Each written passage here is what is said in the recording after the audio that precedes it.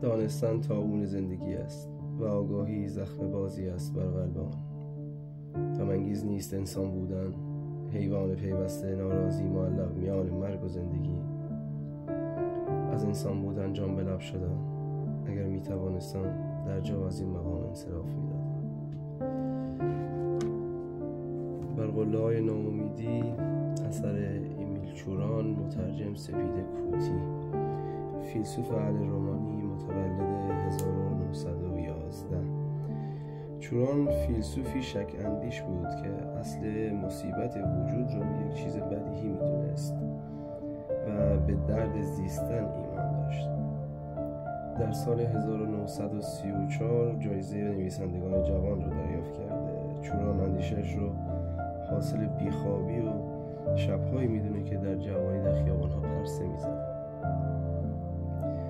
جایی میگه من خواب را از دست دادم و این بزرگترین تراژدی است که بر سر کسی میآید. با من همراه باشین تا قسمتی از کتابی که خیلی دوست دارم واسهتون بخونم.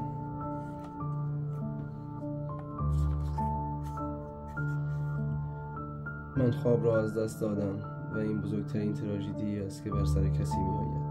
بسیار بدتر از زندانی بودن. حوالی نیمه شب از خانه بیرون میرفتم و پرسه گرد خیابان ها میشدم. فقط چند تای دیوانه و من در خیابان بودیم، تنهای تنها در تمام شهر که بر آن سکوتی مطلق و فرما بود. در نتیجه هر آنچه به آن اندیشیدم یا نگاشتم طی همین شبها زاده شد. از آنجا که شبها نمیتوانستم بخوابم و پرسه میزدم، طبیعتاً در طول روز بی مصرف بودم و این گونه شد که نتوانستم هیچ حرفه‌ای را تجربه کنم.